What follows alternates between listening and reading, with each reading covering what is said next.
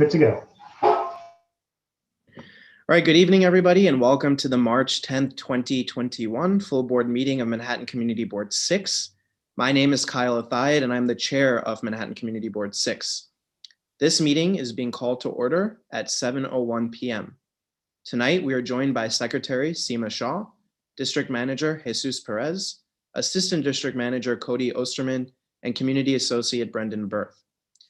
Before we begin, just to set some ground rules. No one may speak until granted the floor. CB6 members, if you have a question about board business or wish to make a motion, please raise your hand through Zoom. If you click on the participants icon, the participants panel should appear and you should find the raise hand function there. If you are still having technical difficulty, please click on the chat icon and express your difficulty to us. As a reminder, the chat function should not be used for CB6 business or questions about agenda topics. All such remarks should be made on the record by raising your hand through Zoom. Chat should only be used to alert us of any technical difficulties you are having or to state in writing information, such as an email address that was already stated aloud on the record. When a member is given the floor to speak, I will identify you and you can unmute yourself so that you can speak. We are required by executive order to create a verbatim transcript of this meeting, so please keep all questions and comments succinct and germane to the discussion. And lastly, for the members of the public who are joining us tonight, if you wish to speak in the public session and have not already registered by filling out the form on the CB6 website ahead of time, please register to speak in the public session by using the Q&A feature of Zoom. And please post your name, affiliation, and the topic you wish to speak about. This must be done by 7:15 p.m. So tonight's agenda was distributed ahead of time by the board office, was posted online, and appears on the screen before you. If there is no objection, we will adopt the agenda as stated. So board members, if you object to adopting the agenda, please raise your hand through Zoom. I believe we're cycling through the agenda.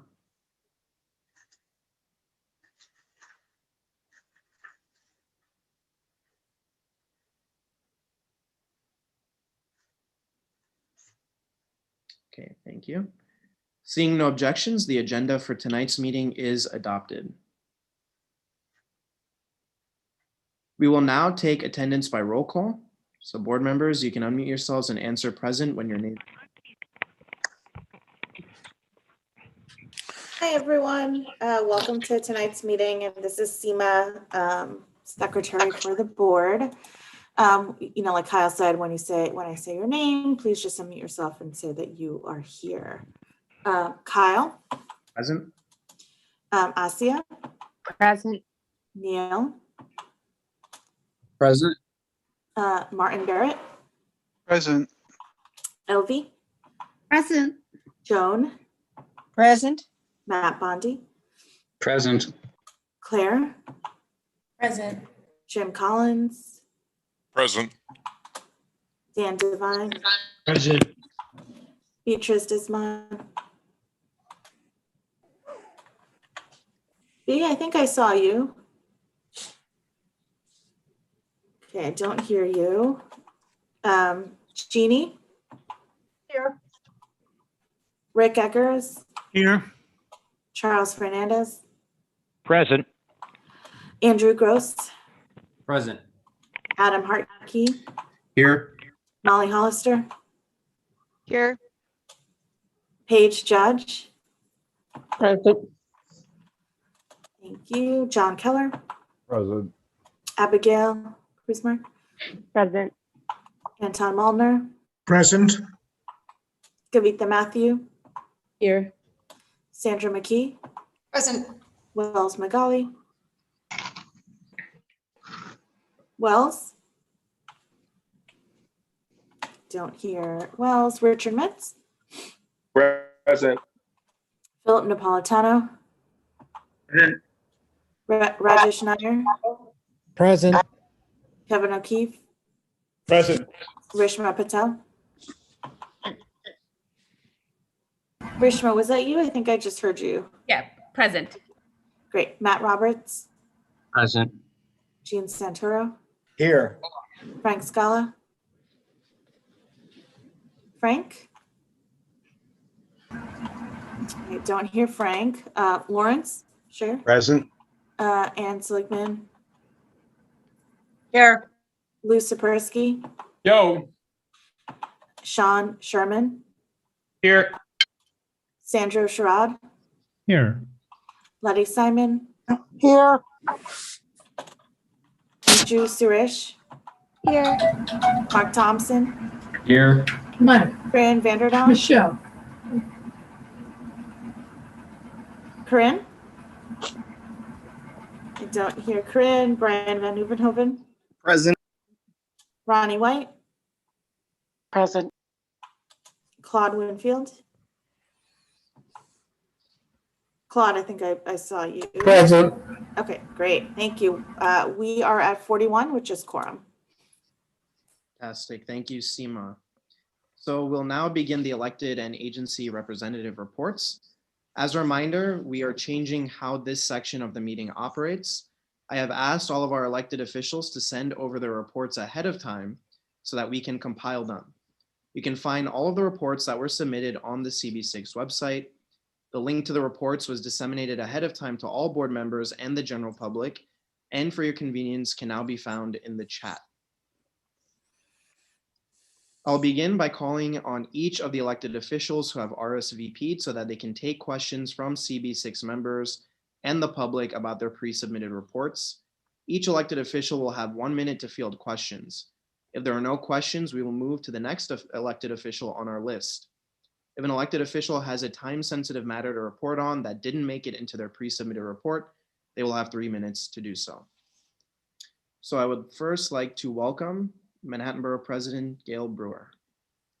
All right, so Kyle, I'll wait for questions. I don't know if we submitted a report or not. I never listened to the reports. I never paid attention to the report. So You did submit a report. okay, I don't know if it was any good or not. So if people have questions, I don't really read the reports. I have my own kind of report.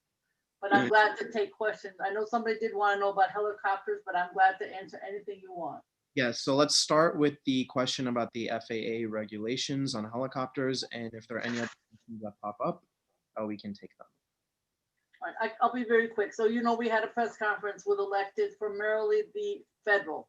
And the bottom line is it's hard. The issue would be in Washington to pass a law that would be a Helicopter Safety Act, and it would say prohibits non-essential helicopters from flying in airspace of any city with a population of over 8 million people.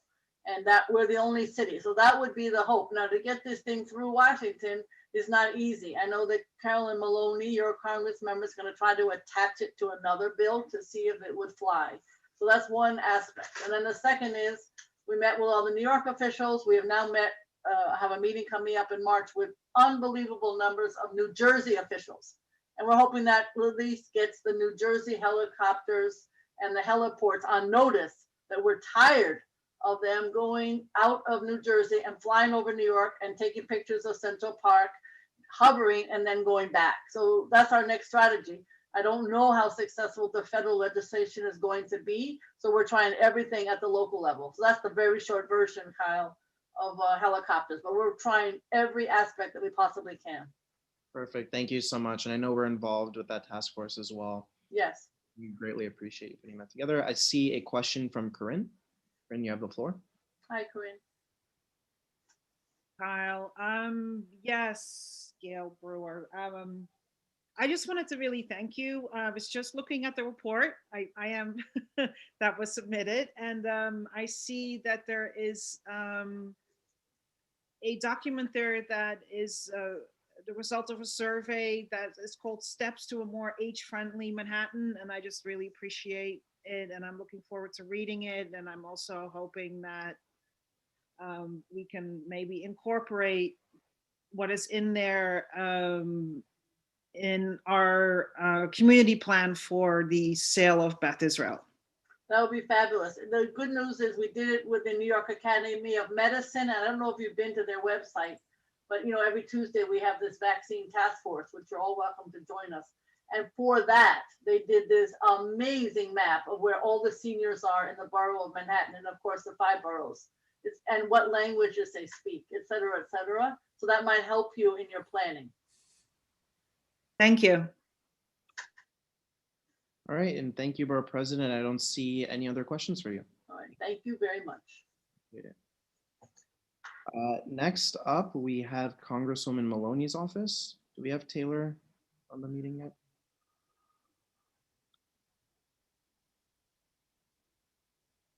Do not see her. So let's move on to Rebecca from Assemblymember Court's office. Hi, everyone. Good evening. I hope everyone's doing well. Besides what we listed in our report, nothing really new has come up. We are continuing to assist constituents getting vaccine appointments. I know the city has just rolled out an interest form for individuals who are interested getting homebound vaccine appointments with the Johnson & Johnson. So if anybody needs help with getting that, please feel free to reach out to our office. And also one little fun thing that happened this past week is the Assemblyman was on Capitol tonight with Susan Arbetter to talk about his bill, the Challenging Wrongful Convictions Act. If anyone's interested in watching the interview, it is on his Twitter page. Thought it'd be fun if people are interested in learning about the wrongful convictions rate in this state and any other further legislation that the Assembly member is doing to resolve that problem. So that's all I have to say tonight. Have a great meeting. All right, thank you, Rebecca. I appreciate that. And I don't see any questions from the Assembly members. Thank you. All right, next up, we have Council Member Kalos. Do we have the council member, or will Wilfredo be making the report? Wilfredo here? Yeah, the council member will be on around 7:30. Okay, no problem. Thank Thank you. you. So we'll move on to Madeline from Senator Kruger's office. Oh, sorry, I see we just had a question. Oh, no, we don't have a question. Hi, CB6. Yep, go ahead, Madeline. It's Madeline from Senator Kruger's office. I am happy to answer any questions about our Albany update or anything related to upcoming events. All right, seeing no questions. Thank you so much, Madeline. All right, next up, we have the Comptroller's office. It's Michael Stinson here. Thanks, Kyle. Just updates from the report. Well, outside of the report, we have a Women's History Month panel discussion on Tuesday, March 16th at 6 p.m. The topic is the crisis of care, work, family, and caregiving in COVID era New York. And also, we just released the dates for this year's MWBE University. And our first one of those is March 23rd from 11 to 12:30 p.m. And that topic is how to prepare for credit and capital, even in a pandemic. I'll drop both of those links in the chat. Thank you. All right, thank you, Michael. I see we have a question from John. Yeah, hi, Michael. Tonight we have a resolution supporting the comptroller's request for mid-year budget adjustments to lower enrollment in our schools. And in the letter in which he made that request, he also asked the chancellor to provide for each school year from 2016 to 2021 school level data reflecting the percent change in enrollment based on audited registers, along with the corresponding mid-year budget adjustments for that year. And he asked to receive that by February 12th. So I'm wondering whether the chancellor's office got that to him, because that's very important information. I will double check, but the last I heard we haven't yet, but let me just double check because I don't want to give you the wrong answer on that, but I'll be in touch tomorrow, if that's okay. Oh, sure. There would be no surprise if he had, if they had. I don't think anyone would be surprised if we did, but yeah. Thank you, John. All right, and thank you, Michael. I don't see any further. I see that Council Member Kalos has joined us. Council Member, you have the floor.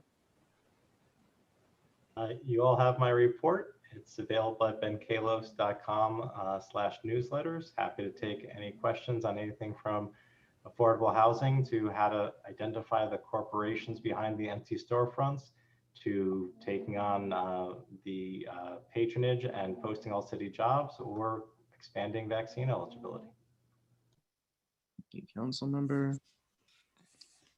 All right, I don't see any questions, but I would like to express on behalf of the whole board our condolences to you and the rest of your family for the passing of your mother. So thank you for joining us in this hard time. And again, we're sending you our love and thoughts. Thank Next up, we have Senator Hoyleman. Hi, Kyle. Hi, everyone. Thank you so much. My condolences to Ben and your family. Really sorry to hear that. Since I sent my board report and my colleague Sam Vasquez is on, who does such a terrific job, my legislation giving public bodies, including community boards, the flexibility to hold transparent, safe, and virtual meetings during states of emergency passed the Senate today unanimously. The bill is meant to give public bodies the flexibility in state law to hold meetings through means other than in person, including Zoom, video conferencing or teleconferencing when, as a result of an extant state disaster emergency, holding such a meeting would unduly threaten the health or safety of members of the public body or the general public. I can't think of a more relevant bill, considering what we're doing right now, than what passed today. And then just one more note, Kyle, on February 28th, I'm holding a town hall on vaccines with Assemblywoman Linda Rosenthal. It's in my board report. It's with Dr. Peter Marks. And Peter Marks is the unknown force behind the FDA's vaccination approval process. So he'll have a lot to say about the variants. Are the vaccines going to protect us? What does it look like for folks who were vaccinated? Can they continue to carry the virus, et cetera? So I hope you can tune in. All right, thank you so much. Brad, could you just give us that date again? Yes, February 28th. Do you mean February 28th? I'm sorry, March 28th? Yeah. Sorry. That makes more sense. Yeah, I'm kind of. Or you're very late for your town hall. You know, COVID time is weird for all of us. Given, my day, I wouldn't be surprised if I'm announcing a town hall a month late. All right, thank you so much, Senator. Good to Appreciate see everyone. Thanks, Sam. Thanks, Kyle. We have Assembly Member Epstein. It's always good to go right after Brad. So, and it's really, Ben, my condolences for your loss. Never easy. So the only thing I would want to keep people updated on is Friday we'll be releasing our one house budget. We'll be voting on Monday. The Assembly and the Senate will be doing the same thing. And we're going to talk about priorities there. And the biggest issues we see in the city is rent relief for people behind on their rent, small business relief. So I think you should look at the one house budgets and hold us accountable and compare it to what the governor's executive budget released a few weeks ago. It'll be impacted by the House voting on the rent relief, the $1.9 trillion relief.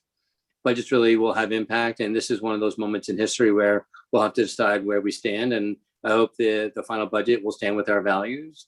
And I really want to thank you all for being here. And really, I think in the next 3 weeks, I encourage everyone to really pay attention to the future of the state of New York by seeing how this budget plays out for all of us.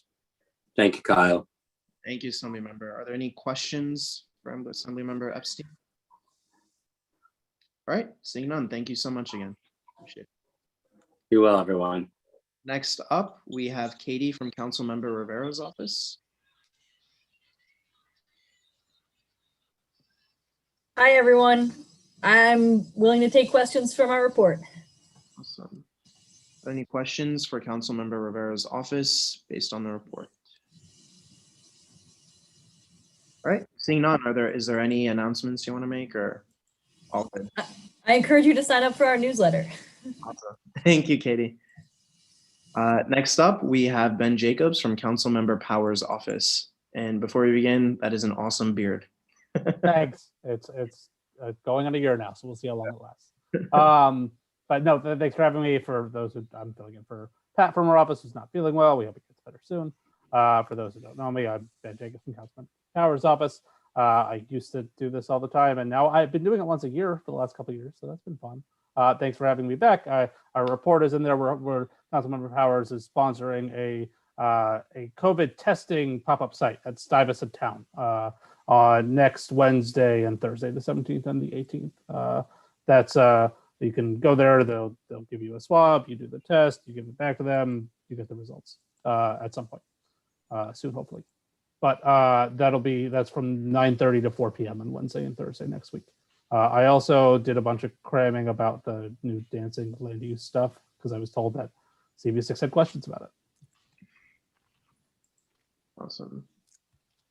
Do you have any updates on the zoning issues, or do you just want to open it up to Adam? Do you want to describe your question? Yeah, pretty much. So we got an email. I'll talk about it more during my section, but there were 4 updates from DCP about some forthcoming, zoning updates. And I saw that Councilmember Powers was tweeting about his meeting today and some of the, positive things about potentially being able to dance in bars. Who knew?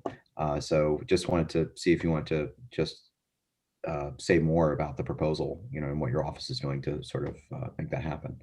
Sure, I'll be brief, but as you all probably know, on the community board, the cabaret law was a prohibition era ordinance that was repealed by the city council back in 2017. That made it a lot easier for bars and clubs, and it's also to have their patrons dance in the establishments. But there are still restrictions based on land use groups. So, for example, if you're in a C zoned in a C6, 7, or 8 use group, then there's as of right dancing privileges, but in a C2 or a 3, you need the establishment needs a special permit to dance, which is kind of outdated, and the enforcement would be inconsistent. And where Councilman Powers is looking at trying to repeal that as we get back to reopening to make it easier for the businesses and for New Yorkers to celebrate once we're all vaccinated and the pandemic's over, hopefully in the next few months. Thank you. All right, thank you, Ben. Appreciate it. I see one more question that just popped up. Claire, you have the floor. It's okay. Hi, Ben. It's good to see you. Hey. And I was just confirming the testing next week is at the community center in Stuytown. It's at the community center, right at you enter on 16th and 1st, and it's right in there. Yeah. Thank you. That's great. Yeah. All right, thank you. And I see no further questions. Thanks, Ben. Next up, we have Kevin Jean-Baptiste from District Attorney Vance's office. Is he on the line with us? All right, I'm not seeing him. I'll move back to Congresswoman Maloney's office if Taylor's been able to join us. All right, seeing none. So we'll now move on to the public session. Jesus, has anyone signed up to speak in the public session? Yes, we do have some signups. Excuse me. We have a Mr. Sean Vakill who signed up to speak, though I will say I don't see him. So we'll move on to the next speaker. Is Ms. Cindy Buckwelter, who is a resident of Community District 6 and wishes to speak on public safety and quality of life concerns. Ms. Buckwelter, you now have the floor for 3 minutes. Great. Good morning. Good afternoon, everyone. My name is Cindy Buckwelter, and I'm speaking tonight on behalf of the Board of Managers of 309 East 49th Street Condominium in Turtle Bay. I am also a 33-year resident of the Turtle Bay community. What has propelled me here to my first community board meeting is that in the past 6 months, the critical municipal services and resulting quality of life in our neighborhood have diminished to the point that public health and safety, as well as enjoyment of our own property and surroundings, have been significantly impaired. But if it acts promptly, this community board can reverse the damage. For my 3 minutes, I will provide 4 examples for the community board's immediate attention. Example 1, a homeless man has set up an encampment in the doorway of a former restaurant at 936 2nd Avenue. He keeps accumulating cardboard and other items such as suitcases and backpacks. There are containers of half-eaten, rotten food piling up, which is attracting vermin. As I walked by early last evening, he came out of his encampment and began urinating right in front of me, creating his own personal toilet on our sidewalk. The encampment was removed twice, but a day or two later, there it was again. We've called the Department of Homeless Services, but all they can do is try to persuade the person to go to a shelter. 311 complaints are overwhelmingly closed out without a fix. Our Vanderbilt YMCA has been taken over as a homeless shelter, yet we have a homeless man setting up an encampment 3 blocks from the shelter, turning our neighborhood into a rat-ridden, urine-smelling pigsty. This is a serious, ongoing public health risk that must be corrected immediately. Example number 2, we were aware that in the past 2 weeks alone in our neighborhood, there have been at least 2 drugstore robberies and 1 armed robbery of an outdoor diner after he left the Smith restaurant. The graffiti that covers the former deli on the corner of 2nd Avenue and 50th Street sends the wrong signal and should never have been permitted to occur. We believe a reasonable police patrol presence can send the right signal and help restore our public safety. Example 3, since the last snowstorm, sanitation services around 2nd Avenue in the 40s and 50s have been absent. Some corner trash cans were finally emptied on Monday of this week, but the streets and sidewalks remain littered and some cans are still full or overflowing. The restoration of consistent, thorough sanitation services can easily address the current public health risk. Example 4, our sidewalks are overrun with delivery men on bicycles and scooters and the streets overrun with wrong way riders. For the safety of our community and our vulnerable seniors in particular, the current laissez-faire approach to the constant problem must be replaced with enforcement. Our homes are the biggest investments we make in our lifetimes. A decline in public service adversely affects all our property values as well as our well-being. Turtle Bay must be restored to the clean and safe community it has always been. The community board can take the lead and make it happen for all of us. Thank you.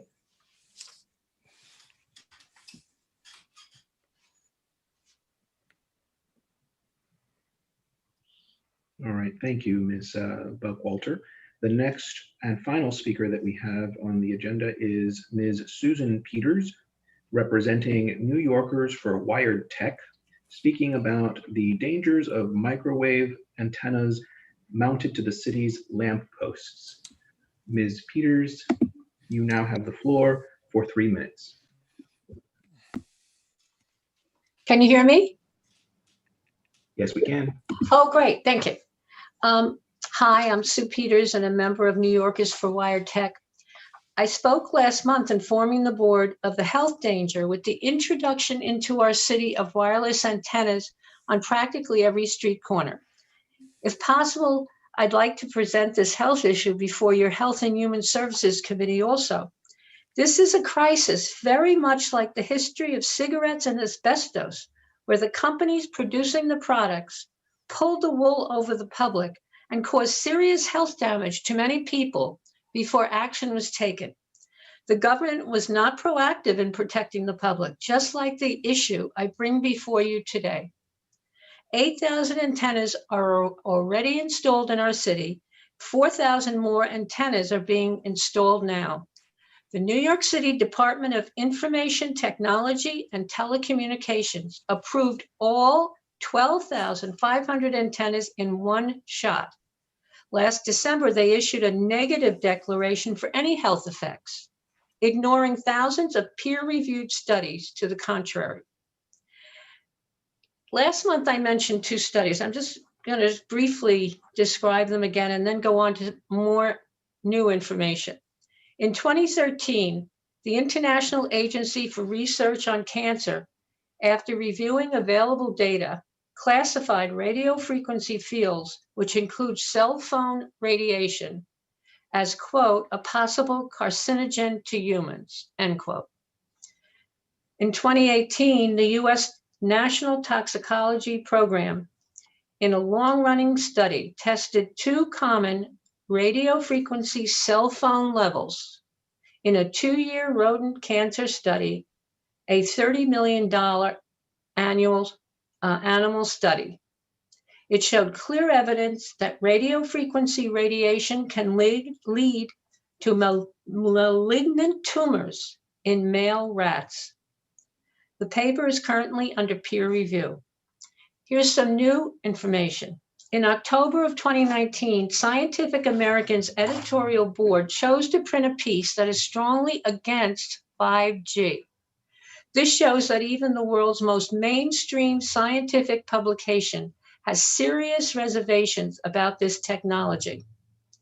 Public health researcher Joel Moskowitz of the University of California,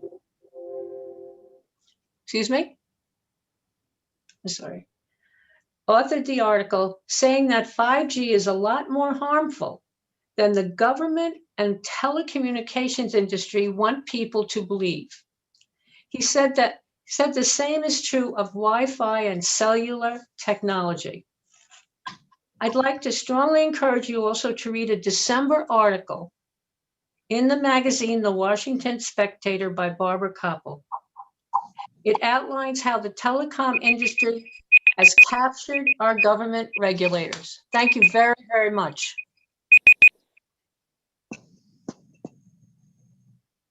All right, thank you to our public speakers. Jesus is the first speaker signed up. Sean on yet? Are still missing. Not that I see. Okay. So before moving on to the next section, I just want to thank our public speakers, and I appreciate you identifying the problems that are existing in our neighborhood. And I encourage you to take the next step and attend committee meetings where we discuss solutions and approaches. So we have different committees that focus on all of the issues that were just discussed tonight. So I do encourage our public speakers tonight to attend those committee meetings to discuss potential solutions and approaches in further detail. I see a hand up from John. John, do you have a question before we move on? Sorry, that was just a mistake. Okay, no problem. Thank you, John. All right, we'll move on to the previous meeting's full board minutes. The minutes from the February 10th full board meeting were distributed to board members ahead of time by the board office. If there is no objection, we will adopt the minutes from that meeting. Board members, if you object to adopting the minutes, you may raise your hand through Zoom.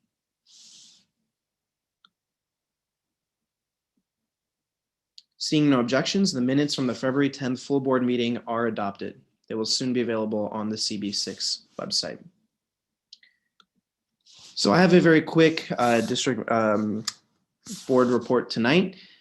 First things first is, as mentioned at the top of this meeting and at last meeting too, we've started a new process for the elected and agency representative reports. I'm pleased to announce that this was done in partnership with our elected officials, so I greatly appreciate their partnership. We were also able to cut down the time for full board meetings by an hour and a half on average from our previous meetings before we implemented this. So that's great. And we have actually been able to focus more on question and answers and interactions on specific topics. So as always, please submit any feedback into any way that we can improve on this program. But so far it seems to be working, and it could not be done without the partnership of our electeds and all of these board members as well. Last month, in partnership with several other community boards throughout Manhattan, Community Board 6 was part of a information session on affordable housing. That was the result of changing conditions in the market. That was a very well-attended meeting. We had a number of great speakers on the panel. Members of our own Housing and Homelessness Committee were in attendance as well. And it was very informative. And we will be continuing a series on different topics. This month will be focused on small businesses, which I will be moderating. It will be hosted by Manhattan Community Board 6 in partnership with several other community boards throughout Manhattan. It will take place on Tuesday, March 30th at 6:30 p.m. So please keep an eye out for a flyer that'll give more information and the Zoom link for that as well. And last but not least, I can't go without mentioning it. It has been 1 year since the first case of COVID-19, the first fatality, was reported in New York City. It was been a year since pandemic and quarantining and socially distance has started. It has been a hard year, difficult year for many of us and all of us. And I wanted to thank you all for continuing to do the work of the community board, to lead in our communities, to make it a better place, to adapt to all of the existing issues that existed, as well as all of the new ones that popped up in an unprecedented pandemic. So I want to thank all of you. I want to send all my love to all of you as well. And I look forward to continuing this work as well. If there's anything to be said, is that being on this community board has provided hope and rejuvenation to make it forward. So I want to thank everybody for that as well, and recognize the 1 year since we've moved virtual. So that's all I have for my report, and I'll move on to the district manager's report. Jesus. Thank you, Kyle. And speaking of moving to virtual things, you saw that a link to a survey that was just posted in the chat for panelists and for members of the public who are attending. We're looking for feedback on how you like being able to meet on Zoom. And so we're compiling this information so that we can better communicate with the governor's office, as they are the ones that determine whether community boards can meet, will be able to meet online after the pandemic is over. So please fill out that survey. For the bulk of my report tonight, I unfortunately have a bit of melancholy news. After almost 4 years with our office, Assistant District Manager Cody Osterman will be leaving us in a few weeks to pursue another opportunity. We're still settling his final day with us, but this will certainly be his final full board in our employ. I won't put on an exhibition, but I just want to say that we in the CB6 office are very sad to see Cody go. In an office as small as community board offices are, and with as much as we have to do, you get to work very closely with people and on many different projects.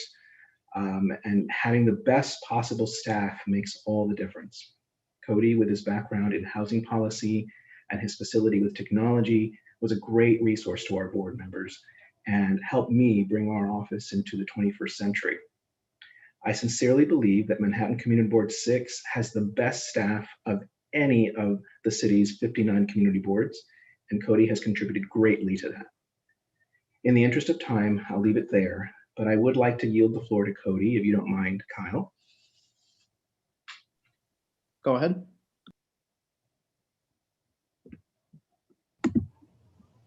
Cody.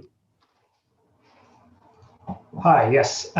Sorry, I was unmuting myself. As Jesus just mentioned, and I'll keep this short, I'm leaving CB6 in the next few weeks. I too am sad. I'm sad to be leaving, but I'm really excited to take on some new challenges and responsibilities in a role that I've accepted working for Airtable. This wasn't an easy decision to make. As Jesus mentioned, I've been here for coming on 4 years now, and I'm really proud of what I've been able to accomplish in my tenure. And I'd like to thank all of you for the opportunity for growth that you provided me. I'd particularly like to thank Jesus. You know, as some of you may know, prior to working for CB6, I was pursuing a PhD in history. And when I decided to leave the doctoral program, I was really quite nervous that I was making a terrible decision, because it would be very difficult to find someone that would hire me when all I had ever done professionally was teach. Jesus saw potential in me, hired me, and has been a wonderful mentor. I certainly wouldn't be in the same place in my professional career without his guidance these past 4 years. I'll send you all an email with my personal contact information in case you'd like to reach out once I've left CB6. But in the meanwhile, if you see me biking up the East River Greenway, you should shout at me until I stop to say hello. And I'll be here for the next few weeks.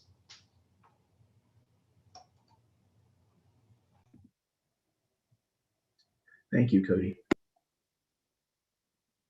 And that concludes my report. Thank you, Jesus. And just before we move on to the next section, just want to send my own personal thanks to Cody as well. I feel like we grew up on this board together, and I'm really incredibly proud of all of the work that you've been able to accomplish, and I'm very excited for this new chapter in your life. I know you will be getting many, many emails, so I'll keep it at that, but it really is immeasurable, the impact that you've had, not only on the board members, but on our district and all of the residents here as well. So thank you so much for everything that you've done, Cody, and we look forward to all of the great things you'll accomplish in the future. And even though you're no longer going to be part of the official, board staff, you can join by YouTube. You can increase our numbers on viewership there. So thank you again, Cody. All right, we'll now move on to the treasurer's report. Brian? Hey guys, I'm going to read through this real quick. OMB's budget summary report from our board from March 1st shows that our personal services budget for the year is $228,321, and we have a balance of $90,864 with $125,675 spent or obligated.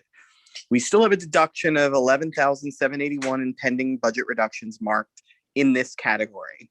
The assumption is that the deduction will take permanent effect sooner or later. The current budget for other than personal services, excluding rent, is $140,659.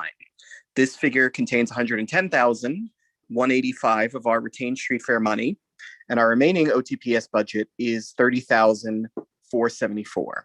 We have a balance of $27,274 with $3,200 spent or obligated. Finally, we have a rent budget of $162,935, and it has already been used to pay our rent obligations for the remainder of the fiscal year. Does anyone have any questions?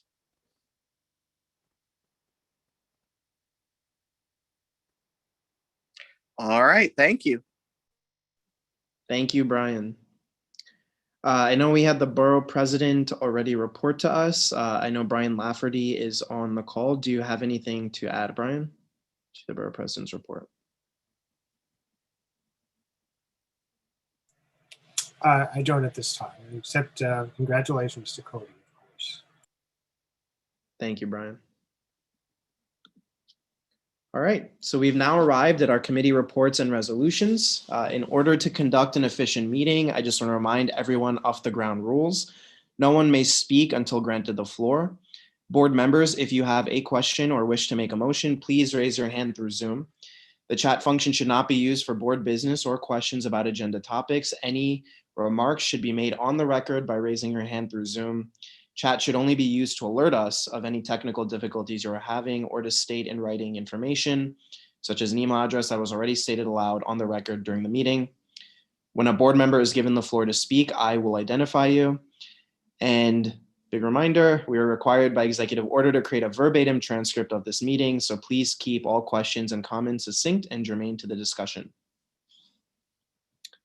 So for tonight, we are again using a digital ballot. The CB6 staff will post a link to the ballot in the chat. Please open this ballot, select your name from the list of board members, and select your vote on each resolution as it is presented.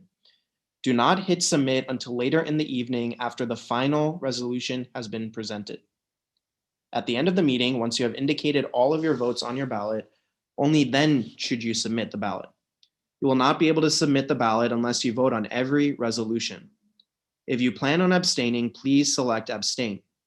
Final vote counts will be announced after the second roll call, so please stick around for that. If any part of our voting procedure is unclear, please raise your hand through Zoom and we'll address your question. And for those who are unable to click on the link, please copy and paste the link and put it into whatever internet browser you are using. All right, so let's begin with our first committee, public safety. Matt, you have the floor. All right, thanks, Kyle. Just a very brief report. We did have our first meeting last month where we discussed police reform. We also heard from the both of the local precincts on crime overviews. This month, next week, we will be talking about the city's report on police reform and their plan, try to incorporate some community feedback. So if you do have thoughts on that, please do join us. We may consider a resolution on certain points. So if you have any kind of feedback or any areas that you want us to focus on, obviously we can't tackle everything in that report. Please let me know or join the meeting. That's all I have.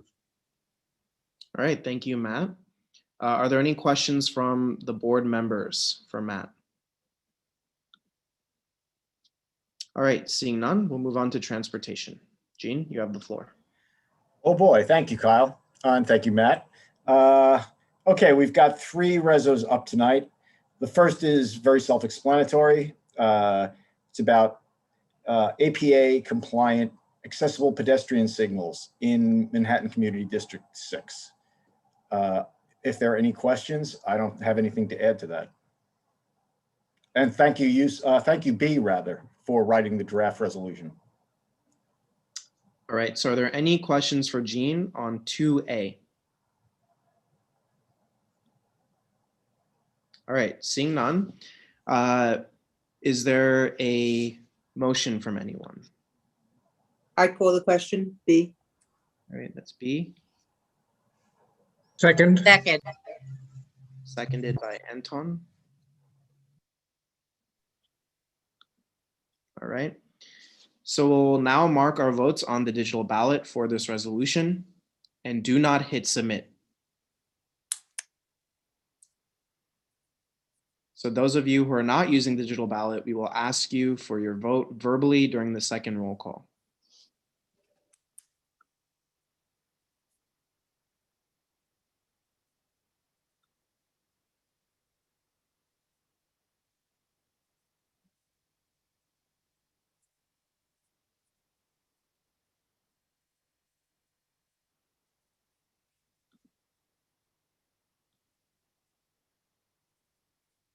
All right. Gene, do you want to start talking about 2B? Sure, if you want. The second reso is about the Summer Streets program, which did not happen last year for a variety of reasons, but we want it back, and we're pushing to expand it. This is not in isolation. Before the committee discussed this, I spoke to our council members' staffs, I spoke to the borough president's office, and was encouraged by all of them to A, push to reinstate the program, and B, push to expand it. So the basic idea behind this, if you look at the things we've outlined, is to attempt to create access to the river from Park Avenue was the original trunk line for Summer Streets. We're trying to expand that, have offshoots that go to a couple of different areas in the district that are interestingly historically and architecturally as well as recreationally. And we're trying to get people to the river as well. So that's the basic logic, especially the part about the UN where we've got the exit and entry ramps that we'd like. Those could create a mini highline effect for our district for at least a few days in the summer. Of course, the big ask is going to be to shut down the FDR. And that's something that we're going to be pushing in conjunction with other boards over the course of the coming months. And that's pretty much it, except for questions. All right, so I see a hand up. Andrew, you have the floor. Kyle, thanks. I just want to point out, respectfully that, and I appreciate Gene's great overview there. I just want to point out respectfully that I abstained from that vote on the basis of having some disagreement that I had levied about the FDR part. And I think that this is a great resolution in general. I think it's extremely, extremely important. We had a healthy discussion about, in my view, the potential economic impact that shutting down the FDR may have in a year where the economy is very tough on a lot of people and how that may affect others. So I felt that was a bit, in my humble view, egregious, which is why I couldn't vote in favor. But I wanted to mention that there was that debate that occurred. And I respect, of course, that it was overwhelmingly voted to pass despite my vote. But, and I would, of course, admit the FDR can be closed in any other year, but thought this year was a bit different. I appreciate it. Thank you, Andrew. I just wanted to add that, in fact, we incorporated your concerns into the resolves. If you look at them, we don't want to disrupt business unnecessarily, but for a Saturday or a Sunday, once a week during the summer, we don't think that'll happen, and we'll leave it up to, obviously, we're going to have to negotiate with this about New York City and New York State DOT, and between them and the various other agencies involved, I'm sure we'll get a clearer picture about what that might be. All right, thank you, Gene. I see another question from Rick. Rick, you have the floor. Thank you. Did anybody from the committee reach out to the Gramercy Neighborhood Association? And I think there's a second Gramercy area they might not be all that excited about this extension. We have Brian Van Nieuwenhoven is in fact going to be spending the next couple of months doing community outreach to various organizations all throughout the district to build support for this idea and also to get feedback about what kinds of things they'd like to see incorporated into the expanded, hopefully, Summer Streets program. So thanks, Rick. Excellent. Yeah, send that into the office so that we have it noted, so that it's something that we know to particularly look at. At this point, we have our recommendation for the city to kind of look at this, and we have not brought anybody into it. One of the things is, and I just want to ask this kind of very colloquially, but in terms of a potential extension or whatnot, Summer Streets already goes up Park Avenue and Park Avenue South. Do they have an existing set of grievances about this? Or would they only be a little bit troubled if we like went over to like 3rd and 2nd Avenue with it? Oh, well, I don't know that they'd have any problem at all, but I think it's good politics because the Gramercy Neighborhood Association is very active, and I would, as long as you're going to touch base with them at some point, get their feedback, you're covered. I think that's great. Yeah, and we can go through the office on this because the office maintains a list of all of our community and block organizations, and so we don't have to do a huge amount of research to discover these groups. As a matter of fact, I know the head of GNA personally, so I can give him a call this week or something. Yeah, it's the other organization that I'm more concerned about. Oh, that one. Yeah, I'm on their mailing list, and I do not know that person personally. That will be fun. Just as a reminder, this is a first step in the conversation to even see what is possible with Department of Transportation. And once we have something that's more solid, we can start doing that outreach and pulling people in the conversation. And I see your hand up as well. Anne, you have the floor. Yeah, I just kind of wanted to add on that. And Kevin, you shut me off if I'm stepping on your toes, but this is certainly Gramercy is an area that we're like sort of trying to connect with in terms of having more open space availability. Just to let everybody know, one of the ideas that kind of led to these specifics was the idea that instead of just having Park Avenue where you could walk up and down, to kind of be able to make a loop where people could have a little bit more interesting walk around their neighborhood, and certainly having streets around Gramercy, pedestrian friendly would be a good way to do that. So I think there are several things here that are tied together, and I think there are several committees kind of trying to make this happen. Good point. Thank you. And Adam, your hand's up. You have the floor. Call to question. All right. Is that seconded by anyone?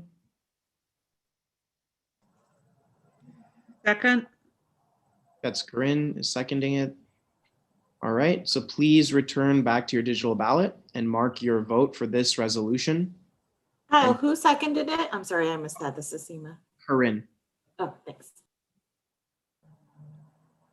All right. So everyone, please return back to your digital ballot for this resolution. This is 2B. And please mark your vote. Do not hit submit. And those of you who are not using the digital ballot, we will ask for your vote verbally during the second roll call.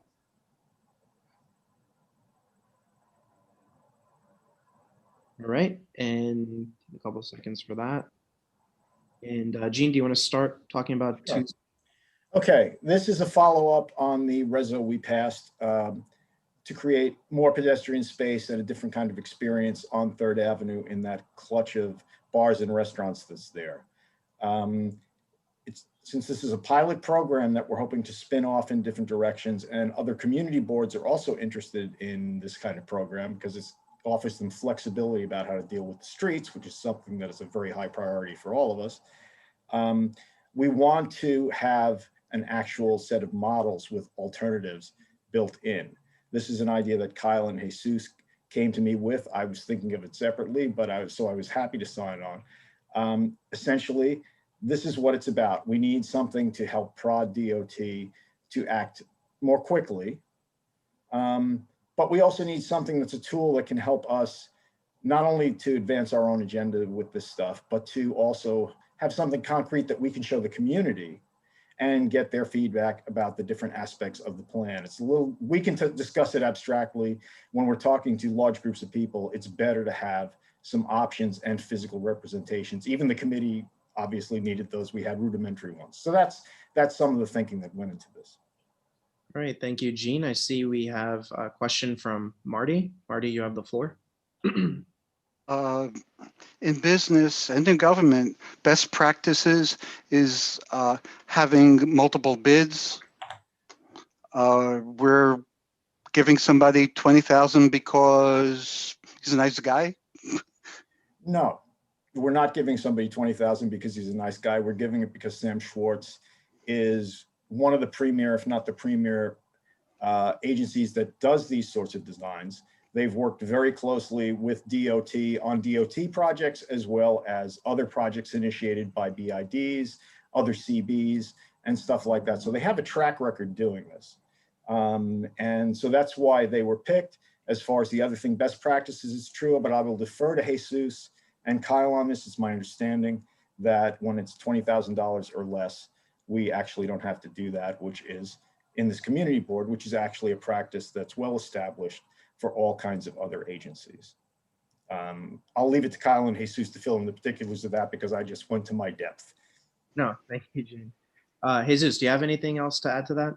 No, what Gene said was correct. I also did alert the treasurer of the board and the assistant treasurer of the board, particularly the assistant treasurer of the board, has a lot of experience in government contracts and work of this kind, budgetary work of this kind.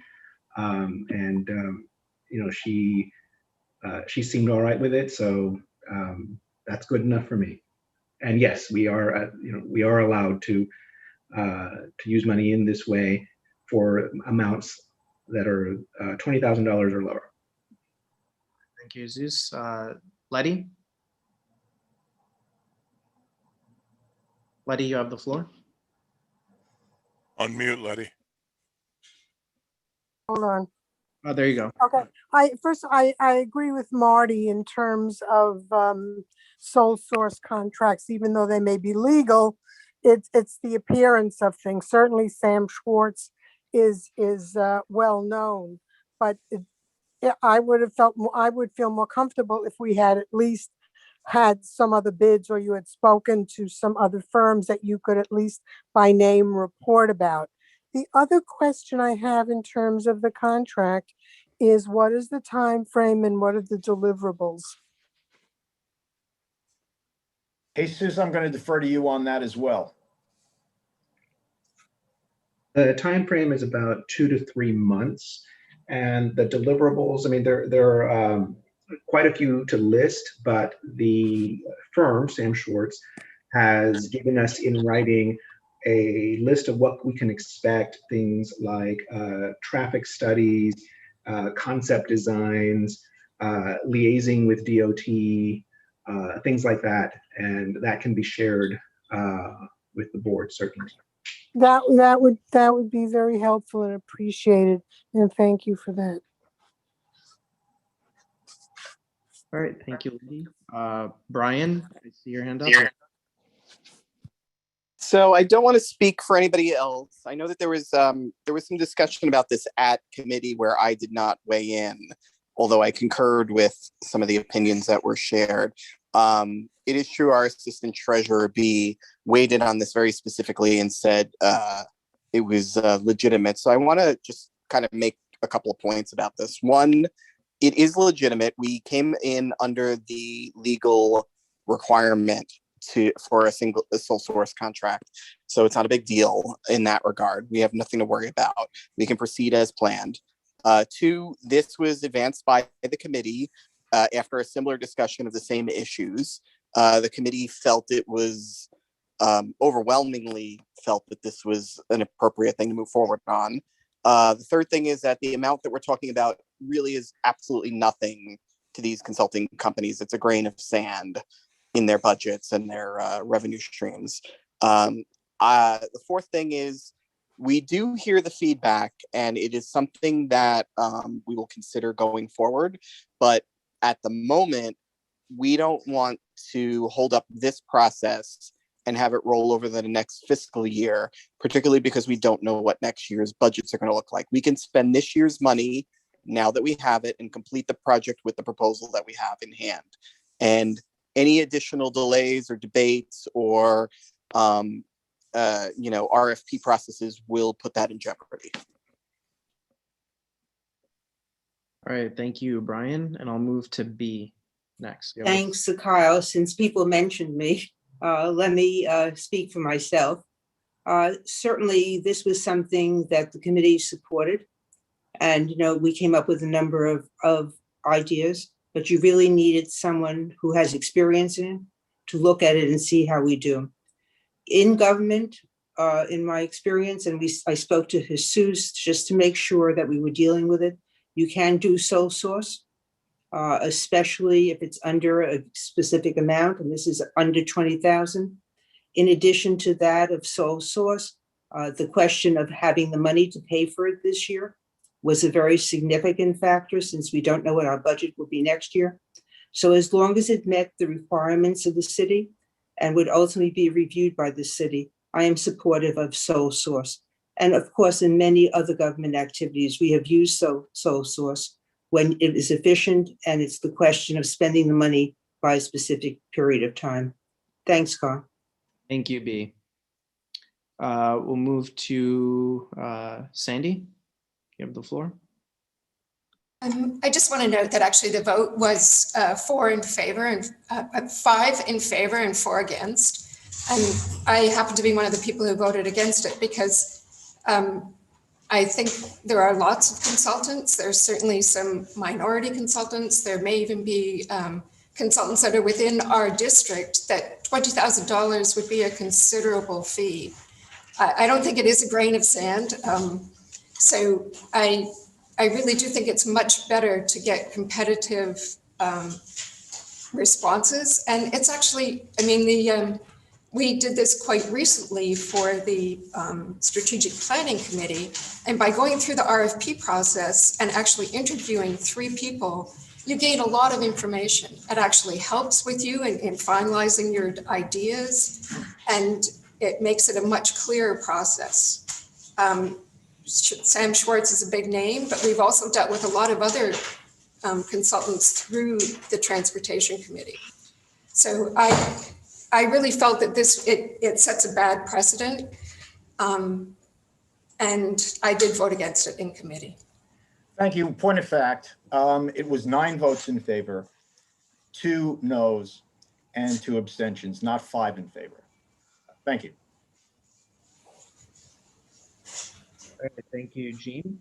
Next up, Jim, you have the floor. Yeah, I just wanted to point out a lot of the pedestrian traffic problem on that stretch of 3rd Avenue is probably directly attributable to actions previously taken by this board. We've granted a lot of street cafes there that should not probably have been allowed. Particularly, in my mind, is the one at the Moonstruck Diner, which juts out fairly deeply into 3rd Avenue, where there is a bus stop, or there was. I don't know if it's still there. And this is just kind of a warning to the people on the business affairs and street activity. You have to take due consideration of the traffic pattern of pedestrians, because it's just not there. That's a choke point on 3rd Avenue. That's it. All right, thank you, Jim. And then last we have Anne. Anne, you have the floor. Yeah, I'm one of the 4 people that voted against, voted no, or abstained. on this issue. And my concern is I think this is a really interesting idea. I have a lot of respect for Sam Schwartz and the work that his company does. But the reason that we are doing this project is that we are looking for some really new ideas where, you know, this is supposed to be a pilot project for how we might do really different things with streetscapes. And I feel like that's not the project on which we should kind of use single source dollars. I would love to spend the money on somebody, and I'd love to make it worth, and I'll bet you some of the other small companies we've used would hustle and, you know, respond to an RFP. But I don't think this is the right way to do it. So that's my 2 cents. I'm so sorry. It's one of those Zoom things where cats and other critters are interrupting. Oh, no problem. Thank you. Okay, let me just, if not respond directly to that, talk a little bit about this again. We're under a timeline pressure. That's one thing. You know, this is not about a competitive process. This is an expenditure. It's not about a competitive grant process.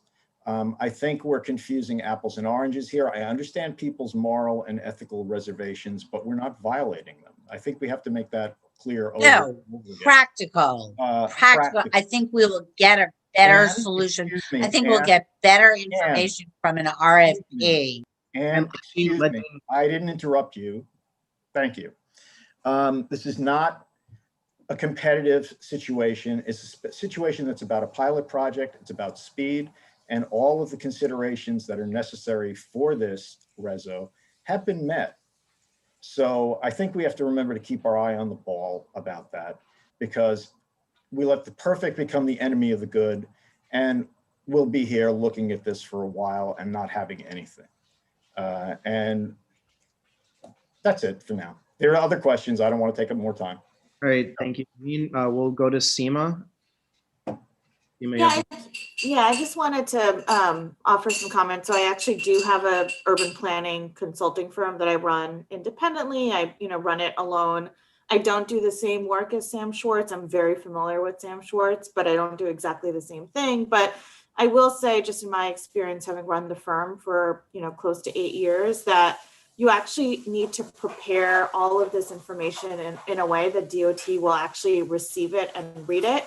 It's extremely, extremely specific, and it helps to have someone, you know, with insider information, or at least, you know, an understanding of how to create the proper blueprints and spec things out and scope out the, you know, and just essentially speak the language of the DOT to even get them to sit down and have a conversation and listen. So if that's the expertise that we're bringing in, I think 20K is a steal. And I will say, you know, as a minority owned small business myself, like, of course, I'd love 20K, but I'd also love, as a community member, to see this project have legs and move forward and be taken seriously. So I wanted to just kind of offer that perspective. Thank you, Seema. We have a couple more hands, so I just ask that all speakers be succinct. Ronnie, you're up. You have the floor. Good evening, everyone. I just have an amalgam of everything that had been said this evening as a comment. I voted for this. I see. I think it's a good thing, and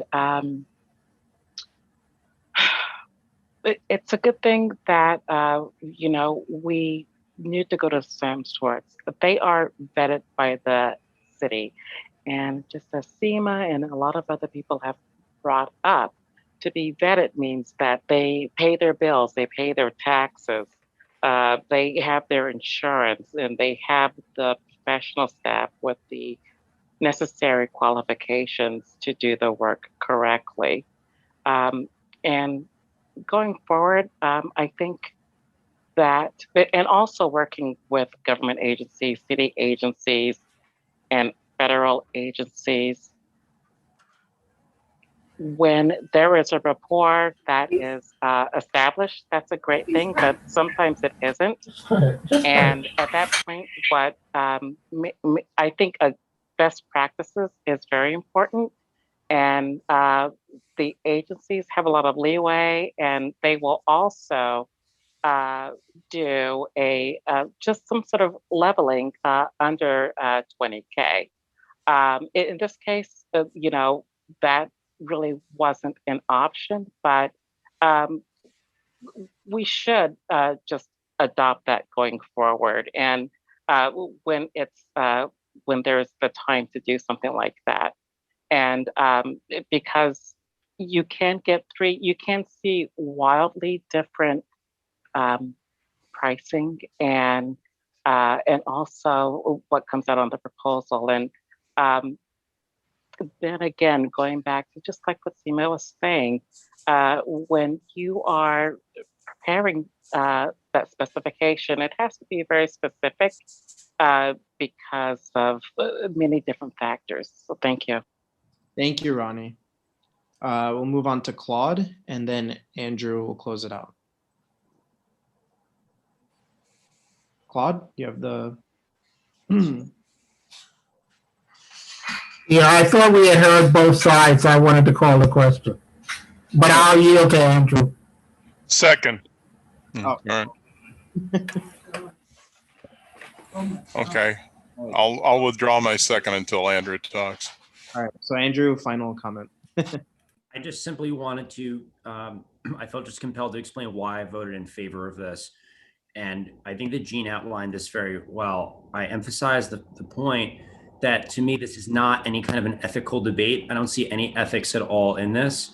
It's our right to spend this amount of money. These are the rules of the city. These are our rules, and we're following our rules. And I think that we're entitled to get a project done. We're so used to sitting around and waiting for things to move so slowly. And here we are following all the rules. Let's get something done efficiently. And it's an expenditure like many other expenditures. So I didn't overanalyze it then. I don't think we should be overanalyzing it here as well. So I agree with everything that Jean said. Thank you.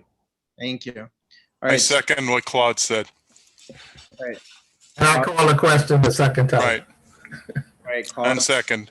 seconded by Jim. So please mark your vote on your digital ballot for this resolution. This is 2C. And do not hit submit. Those of you who are not using the digital ballot, we will ask for your vote verbally during the second roll call. While people are finishing that up, Jean, do you have a report? Yep, I'll keep it very brief. We had a long discussion period there. The ever popular sinkhole bike lane controversy, which we thought is over, is not quite over. City DOT has to finish putting down concrete barriers to finish the protected bike lane there because state DOT did not. And we found this problem last week. City DOT is dealing with it expeditiously. We're also going to be hearing from the city's DOT about the South Road on the Queensboro Bridge. Thanks to us querying her, Colleen Chattergun of DOT will be bringing in a presentation, I believe in 2 months, about what they're going to be doing to open that, to repair, replace that south side roadway, to open it to pedestrian traffic so we can relieve the ridiculously dangerous and overcrowded conditions on the north side roadway where everybody mixes regardless of whether they're walking or using scooters. And last but not least, we'll have the ever popular DOT DDC combination talking about ESCR likely coming back next month. And we've been saved by wintertime from possible disasters, but this week with the warm weather coming up, just here at the corner of 20th Street and Avenue C, I've been watching the traffic mount up down the sidewalks of Avenue C as joggers and bikers use it to get around the detour. And Andrew actually was one of the key people who complained about the fact that the TEAs are there intermittently and the flag people who are supposed to be taking care of traffic and pedestrian safety while those folks are not there are often seen lounging on their barricades, hanging out, doing nothing. So we've sent off a letter, I believe, Kyle, or we're sending off a letter to DDC about that and also asking them to put TEAs and flagmen on 20th Street because the traffic there again is ramping up because people are going around the detour. That's it. All right, thank you, Gene. Jim, do you have a question for Gene? Yes, I do. Gene, is the city doing these repairs by itself, or is it hiring contractors? We had one out here on the corner of 17th Street and 3rd Avenue, and the way they handled it was just horrible. And I believe it was a contractor instead of city people. They must have been at the site 3 separate times, and the job was not well done. Let's put it that way. It is contractors under DDC supervision, yes. So that's true. Exactly what we're trying to do is get DDC to police, let's say, the contractors' activities about the flag people, and also to ramp up the TEAs. But we'll see how that goes. We've literally just done it. I don't know how many times they were here. They must have been here at least 3-4 times. Okay, thank you. Sure. Thank you. Are there any other questions for Gene? All right. Thank you very much, Gene. Thank you. We'll now move on to environment and parks. Kevin, you have the floor. Thank you, Kyle. This month, we bring forth the unanimous resolution of no objection for the creation of a community garden located in the existing green and open space on the east side of First Avenue between 20th and 21st Streets. Planting beds would serve as the centerpiece of this garden. By the way, the area appears behind me in a photo taken this afternoon. The resolution came after a presentation by the founder of Rowie's, a restaurant slated to open this spring at 20th and 1st. The proposed garden reaches sustainability through rainwater harvest collection and wind and solar power. The proposed garden will host public compost drop-off with pickup at the location by the Lower East Side Ecology Center.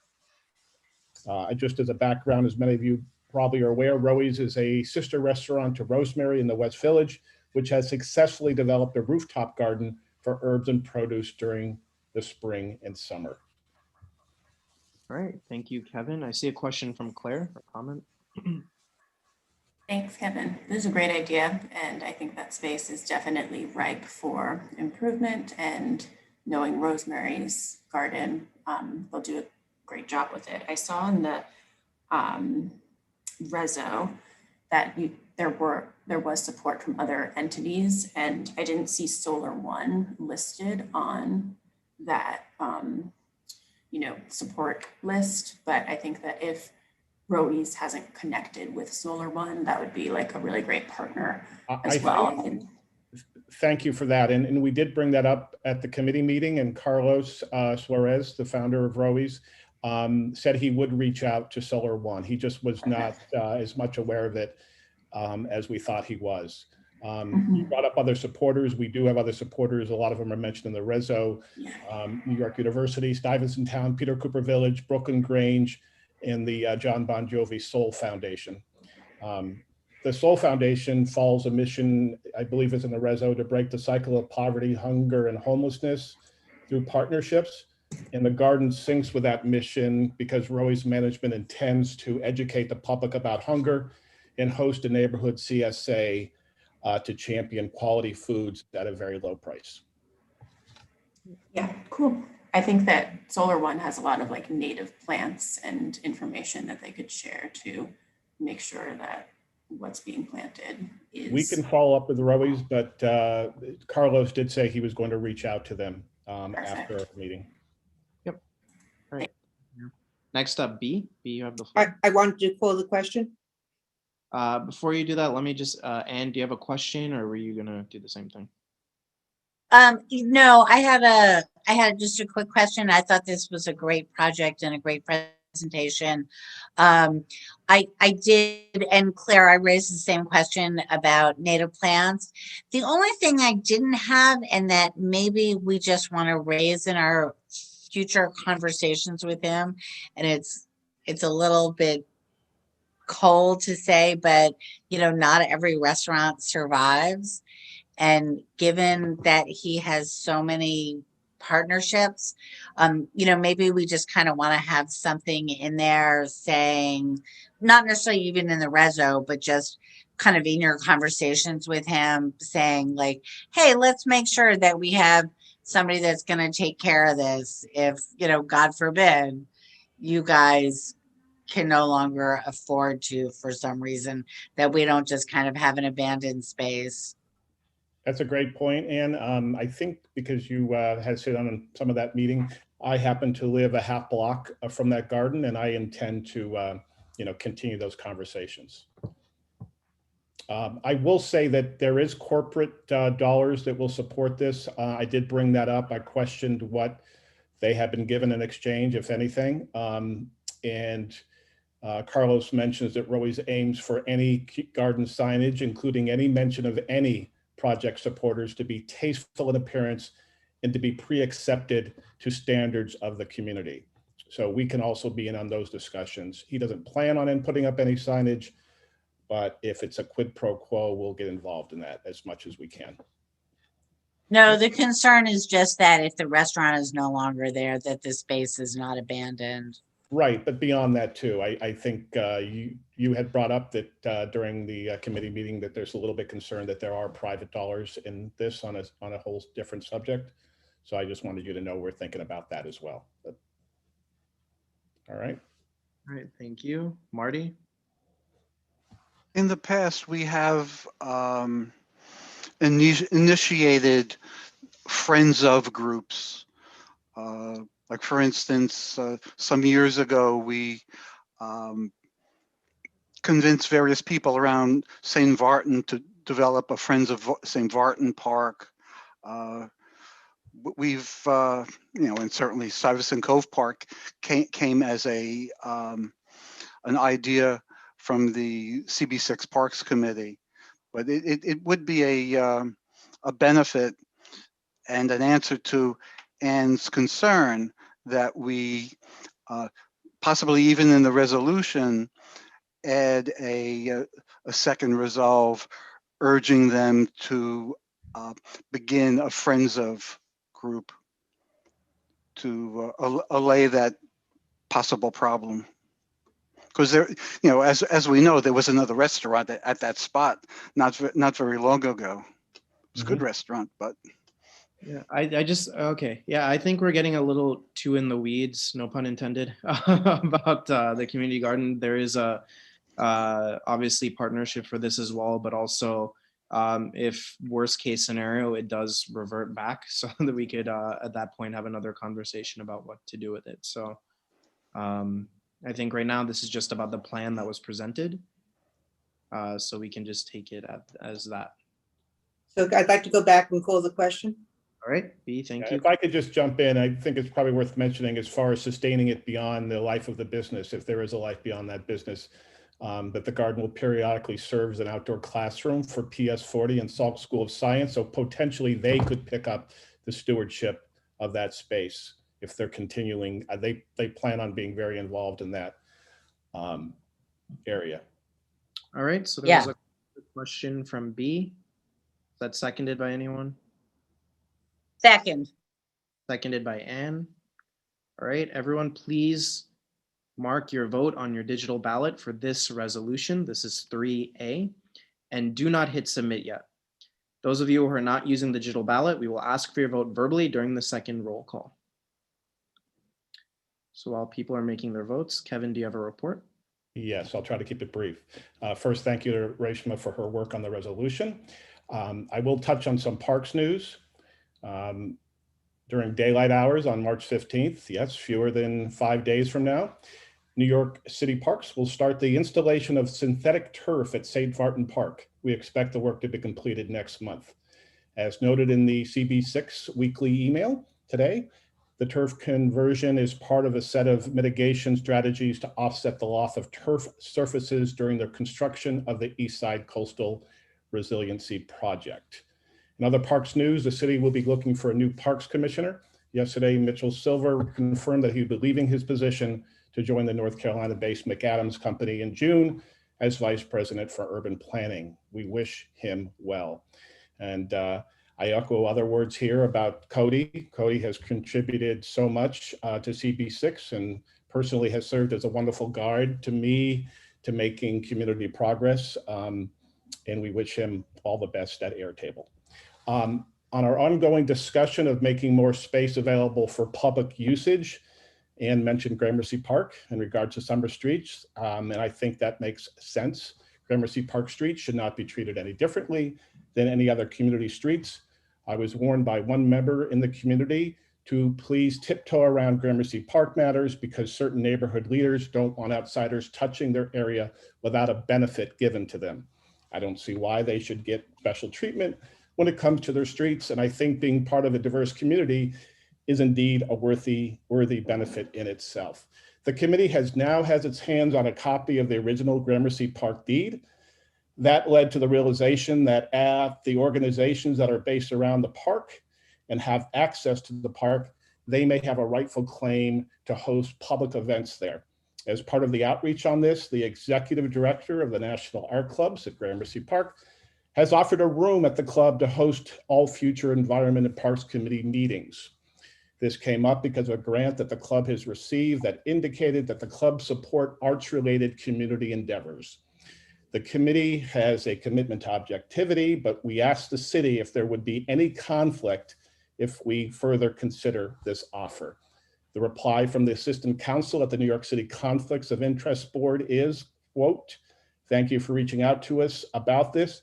It would not violate Chapter 68, the city's conflicts of interest law, for the community board to accept the use of this space. We want to make sure there is proper ACA accessibility, but we may be taking a next move toward that possibility." Thank you to Committee Vice Chair Jeannie D'Onofrio for engaging with the city on this, and Ann Selgerman for suggesting that outreach as a next move for us. I think that's it. Make sure you move your clocks forward 1 hour this weekend. Thank you. All right. Thank you so much, Evan. We'll now move on to youth and education. John, you have the floor. Thank you. I just want to be sure I've unmuted myself. Yes, thank you.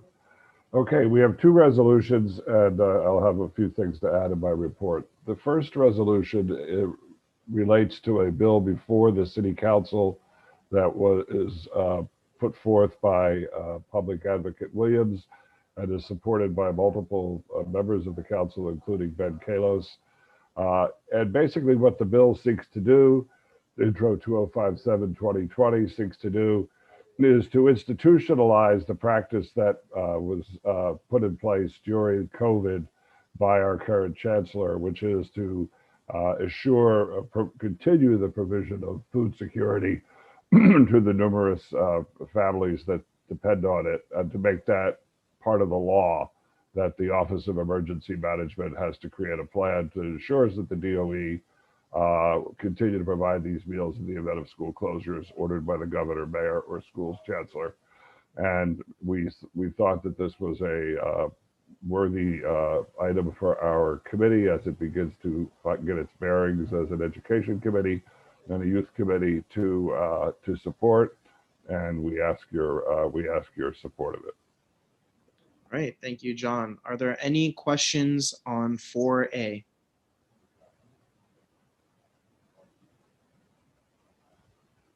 Are there any motion? Oh, I see a question. Jim? Jim? John? Yeah. John, I'm sorry. I'm just curious if you have any metrics around this thing. We had PS 40 over here in our neighborhood that was open all through the pandemic, granting food services and what have you. I did not see many children going there. I also saw that we had crossing guards working all through the pandemic, basically there to escort children, the few who arrived, to go into the school. And I'm just wondering if there's a better means of doing this. You know, if we're spending $200 for each meal delivered, that doesn't seem to make a lot of sense. Perhaps there was a better means of doing it, perhaps through Meals on Wheels, which is already has infrastructure for delivering meals to residences, as opposed to having the children go to the school, pick up their meal, cross with a crossing guard, et cetera, et cetera. Doesn't make sense. I mean, first of all, we have the metrics that were provided by the public advocate and the council members who supported it, which are mentioned in the bill.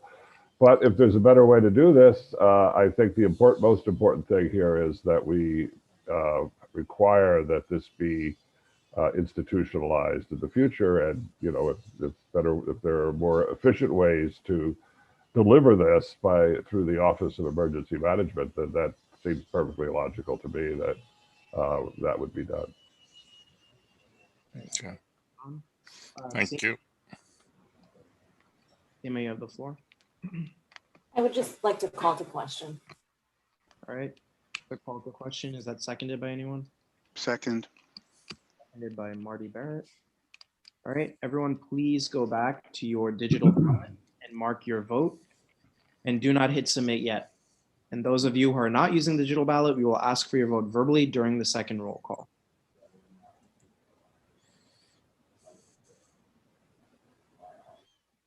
Okay, and so while people take their time to do that, John, do you want to talk on 4B?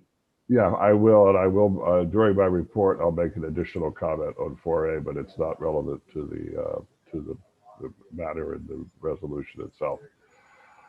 The second resolution, 4B, goes to a matter that I've raised in here several times over the last few months, and that is the large number of kids who are missing from school.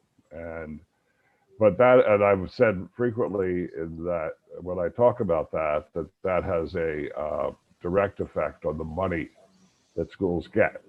And I'm going to just do I could spend an hour on this, but very briefly, the way fair student funding works is that every kid who goes to a school brings with him or her a certain amount of funding. The base amount, for example, for a sixth grader is $4,200. If you're a general ed kid in sixth grade, you bring $4,200 to the school. And if you're an English language learner, if you're below the poverty line, you bring another $2,300 for each of those.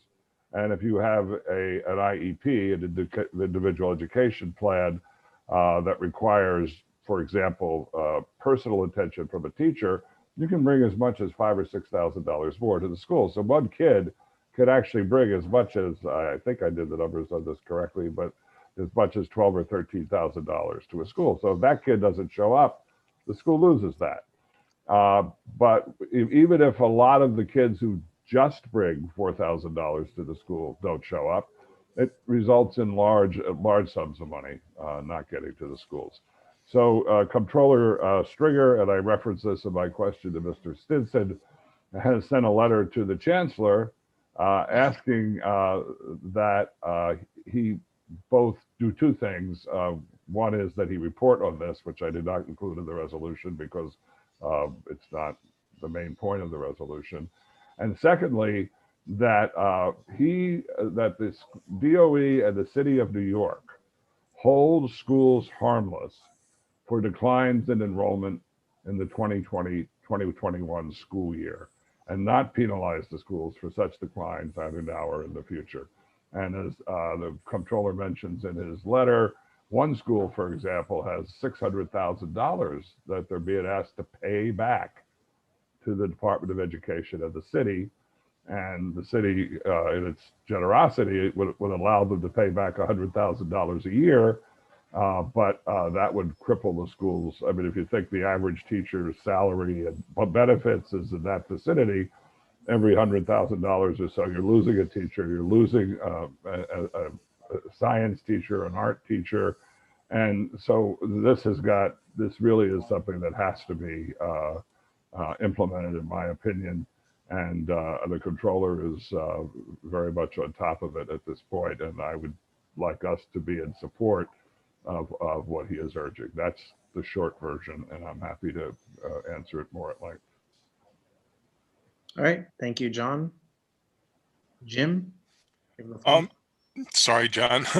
Let me ask you this. This is only for the 2021, 2022 years. So for example, 2020, 2021. Okay. We're in now, right? Right. All right. So commencing in the new school year in the fall, will this carry over?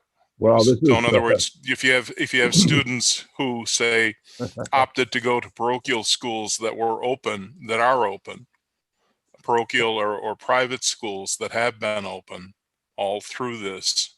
That's a great. I'm sorry, I didn't mean to cut you off. No, that's all right. That's a great question, and that was behind the question I asked Mr. Stinson as to whether the controller had received any data, historical data, and which would give us a sense of where we might be going. And at this point, that has not been received, according to Mr. Stinson, or at least he's going to double check it for me tomorrow. And if it turns out that they have not provided that data, then I'd like to bring an additional resolution at our next meeting to really get on their case, because, you know, we are in a period here of, you know, we have two groups of kids who have really lost out a lot. There are the really young kids, you know, in second or third grade. And as a friend of mine put it, as I've said it here before, to repeat myself, you know, there are kids in the city that haven't had a pencil or a pen in their hand, you know, since last March. Mm-hmm. You know, would it be appropriate? The other group that's losing out are the kids, you know, older kids that, you know, either late in middle school or early in high school, who are just missing out on a lot of essential education. And then there are even broader issues there, but I'll stop there. Go ahead, Sid. Would it be appropriate then to refer this back to the committee and await that data from the controller? I would like to just get this, if you don't mind, just knowing the way the DOE works, as I joked with Mr. Stinson a little earlier. I would just like to get this, you know, out to the DOE to let them know that we're watching it, and you know, to let them know that we regard this as a matter of some urgency, and then we can just keep, you know, I've been dealing with the DOE for more years than I care to admit, and the only way you get their attention is to just hound them on issues like this. So believe me, I'll be back here next month with an additional resolution. But in waiting here, as it was brought up in another matter, I forget which one it was, you know, we just lose opportunity by waiting. All right, thank you, John. B, you have your hand up? Yeah, I just have a question for John, and maybe he can deal with that next month that we're here. You know, certainly we have the American Recovery Act, which has money that's going to education, which will go to the states. So John, in looking at this, is that another source of revenue that can be used to make up the deficit? I haven't looked at the education piece. I haven't either, and I think it was just passed today. Well, yeah, it's going to be signed on Friday. Yeah, so once we know what's in it, we'll look at it. And there, I think I would certainly want to reach out to Congresswoman Maloney's office, you know, for their view on. Yeah, I think it would give you a foundation for some of this. I support the resolution, but I think you have another funding source. Oh yeah, no, there's a lot of stuff we could, you know, we could hit on this, and the big surprise is going to come in, you know, if there is a surprise, it's going to come in September and October, when we see how many kids do or don't show up. I mean, I'm not going to just gossip here, but there are numbers all over the place being thrown around right now, and a recorded community board meeting is not the place, you know, to gossip about them. All right. But your point is well taken, B. All right, thank you, John. Andrew, I see your hand up. We'll call the question. All right, there's a call to question. Is that seconded by? Second. Seconded by, is that Adam? Yeah, it's me. Seconded by Adam. Thank you. Please go back to your digital ballot and mark your vote for 4A. Oh, sorry, for 4B. And do not hit submit yet. And those of you who are not using the digital ballot, we will ask for your vote verbally during the second roll call. All right, and while people are doing that, John, could you give us your report? I will, and first of all, I welcome back and forth. I was on the Community Education Council for 6 years, and I'm used to a lot of back and forth on things, so I'm very happy to have the questions, because I find that they always lead you further. You go into good things if they're asked thoughtfully as they are here, not everywhere. I just want to report that I am working closely with Kyle and Jesus in repurposing the Youth and Education Committee. To that end, Neil Barclay, for example, I want to commend on the work he started to do on students in temporary housing and the availability of Wi-Fi for them. And we're going to dedicate our March meeting to a discussion of that. And then we had a very useful, then further on education, I had a long conversation with Marisol Rosales, the executive superintendent for Manhattan Schools. And we're trying to find a way to have a constructive discussion about post-pandemic education in our schools without it becoming degenerating into the arguments that sometimes occur in other venues that try to discuss this. So I'm working on that as we speak, and hope to have a solution by the executive board meeting next week. And finally, we had a really productive meeting with the Department of Youth and Community Development, because if we're the Youth and Education Committee, we figured it would be logical for us to have a good relationship with them. And they were very happy that we reached out to them. I'd like to thank and compliment Brendan Berth of our unfortunately declining office staff for the work that he's done on that, getting us together. And Phil Napolitano, in order to keep things moving, I've asked Phil Napolitano, and he's graciously agreed to spearhead the work that we do with the Department of Youth and Community Development. And I think one of the first things we'll be looking at will be summer youth employment and how we can help them, where we can appropriately help them, and that we have to figure out. So that's it. That's enough of a report, I think. All right. Thank you, John. Let's move on to strategic community planning. Kavitha, you have the floor.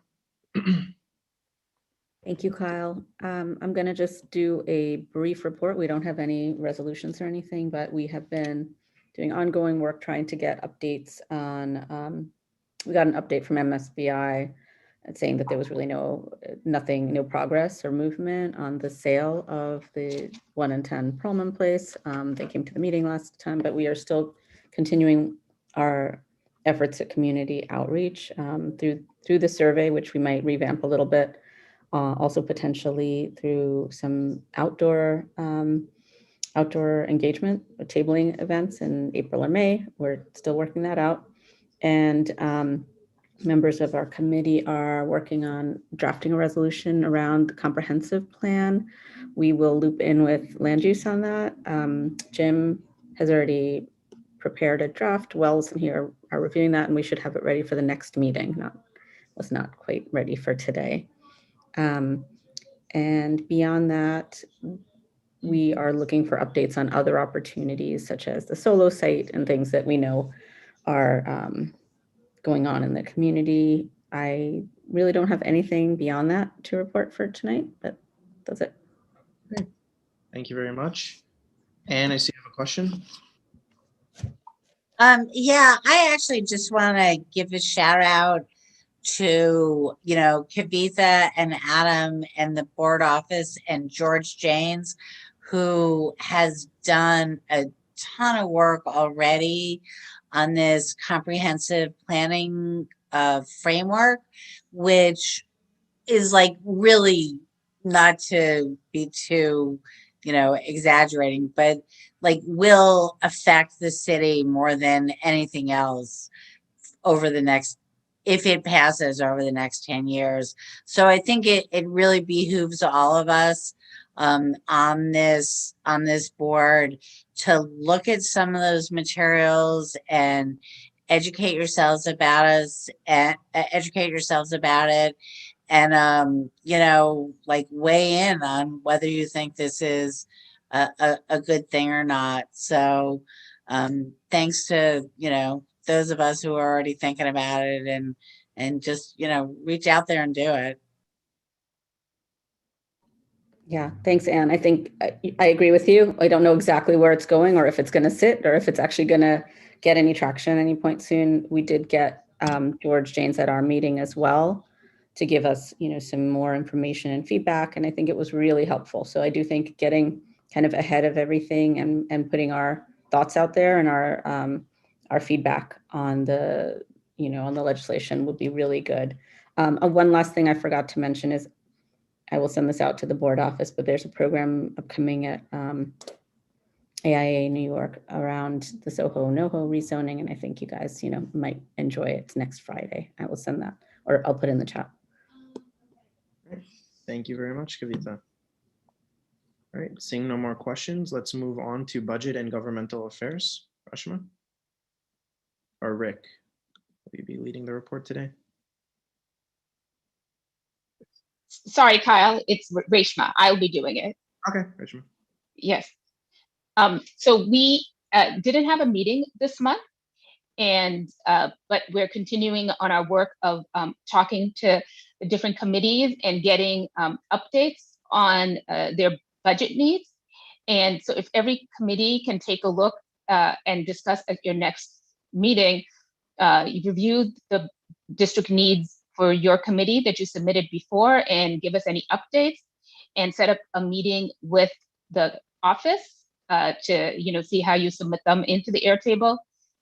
That would be really helpful. Thank you to Transportation Committee for having reached out and set up a meeting to discuss this with me already. And that's all. Thank you very much, Reshma. Are there any questions for budget and governmental affairs? All right, seeing none, thank you very much. We'll now move on to land use and waterfront. Adam, you have the floor.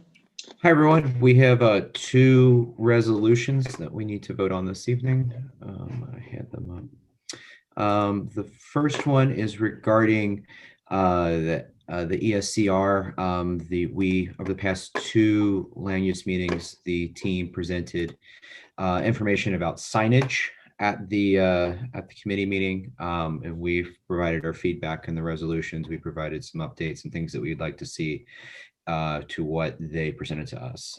They will be presenting to the Public Design Commission, I believe, in the next few weeks, and we're looking for a resolution. And then this is what we voted on and passed. Does anyone have any questions? None. Are there any motions? Seema? I did have a quick question. Adam, you said that you couldn't get the language accessibility in the resolution. I saw that there wasn't that possibility, at least right now. But is there like a preview on a preview of what it would look like, and maybe like one, not like the full sign to be translated, but potentially like the most, like one, like headline to be translated on a sign? Is there a possibility for that? Are you asking for like the slide deck, or are you asking for like a rendering of what a translated sign would look like? Well, I guess just a rendering of what like one of the current signs in English would look like, Okay. and then to check to see if there's an opportunity to see if we could use one of the headlines and translate that. Like I've seen that in other signs where it's a concurrent translation. So Right. some of it's in English and some of it's in another language. Yeah, I believe Cody or the office, well, if Cody's still around, after this meeting, can forward the slides that they presented to us, because that's definitely in there. The renderings are there. The other portion is one of the things they said. We've brought up QR codes, we brought up accessibility and whatnot, and they said one of the big things that they said was that they want to basically maintain or future-proof these, if you will, and they want the sign to potentially outlive a website that may or may not be updated, concurrently. Positively speaking, though, I think that, the phones that we all carry in our pockets might be able to do a lot of good. With like Google Translate and other sort of services, they can translate, basically take photos of that language and translate it into another one. So the answers that we got were a little sort of disheartening. I will admit, and I think there are others, even the resolution itself will say that. But I think technology might be able to, make this much more accessible, for others in the future. That's helpful. Thank you. Yeah. All right, thank you. Are there any, I see another hand up. Sandy? I just wanted to call the question. All right, call to question. Is that seconded? Second. All right, seconded by John Keller. Everyone, please mark your vote on your digital ballot for this resolution. This is 7A, and do not hit submit yet. For those who are not using digital ballot, we will ask for your vote verbally during the second roll call.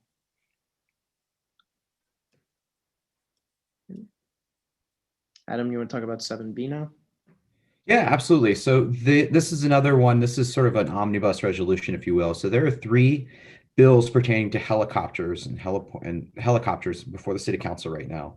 And as Borough President Brewer said, this is an issue that is both one that's been vexing to this district for years, even before the events of the last year, where many resolutions that we've written as a board about the heliport and the helicopter issues. But this is ultimately an FAA issue, and so there are 3 issues here at hand. There are 3 bills before City Council, to sort of do what we can as a city, in lieu or further in addition to any sort of federal regulations that may happen, that hopefully happen, within the next year or so. All right, thank you. Are there any questions or any motions?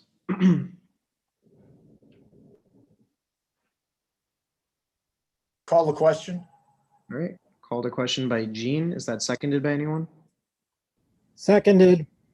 Seconded by Raj. All right, everyone, please go back to your digital ballot and mark your vote for this resolution. This is 7B. And do not hit submit yet. For those who are not using the digital ballot, we will ask for your vote verbally during the second roll call. All right, so while people are doing that, Adam, do you have a report for us? Absolutely. So I'll try to be brief. I would like to give a shout out to the authors of the resolutions, Ann and Wells, and also to Sandy for writing the minutes of a marathon meeting that we had about a month ago. We discussed these 2 topics of which you voted on this evening, but then we've also, as Kavitha said earlier, we heard things about the proposed comprehensive plan. I'd also like to thank Wilfredo from Councilmember Kalos's office for providing information on that and the helicopter issue. So again, it was quite a marathon, and thank you to their efforts, and Kavitha especially for the comprehensive plan. I think she's watched every minute that there has been or consumed every sort of data point on this, and so she's definitely the subject matter expert. So thank you for her service in both committees. We also heard feedback from the ESCR committee in terms of updates and construction there. In terms of future meetings, looks like the ULURPs that are happening around Grand Central will not happen in the next 2 weeks, or at least we won't be discussing the next 2 weeks. So those will maybe the April meeting, maybe May. A new thing that is on the horizon for our committee and for others are sort of what Ben from Councilmember Power's office was talking about earlier. So we got an email from DCP about 4 different initiatives to amend the zoning text. And essentially what they are is there's one to elevate transit, zoning for accessibility text amendment. Fresh 2, the food retail expansion to support health and text amendment. The health and fitness text amendment. This one's particularly interesting because this is something that would streamline the process of us having to vote on gyms and spas and all sorts of other things that we have to hear, and we just vote pro forma every time, and we're like, why do we have to vote on this? Because it goes back to sort of an outdated motion from the 1970s.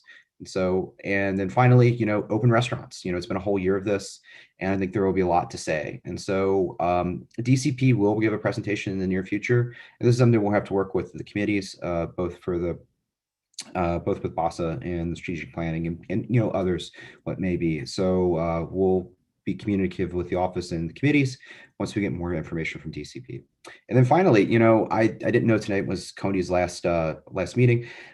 If I knew it was, I would have prepared an hour-long sort of treatise. The guy that spoke before Abraham Lincoln during the Gettysburg Address, it would have just been awful, and everyone would have forgotten about it. But I want to stress that Cody has been a tremendous asset to this board, and personally, he has been a tremendous asset for our committee.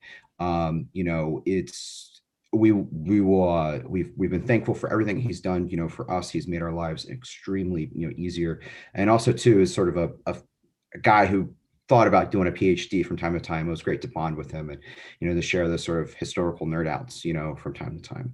Anyway, Cody, you were an incredible asset for us as a whole, and we'll miss you, and we wish you the best of luck in your endeavors, and see you on the East River Greenway. Okay. And that's all I have. Thank you. All right, thank you so much, Adam. Let's move on to housing and homelessness. Corinne. Hello, everyone. So we have no resos. I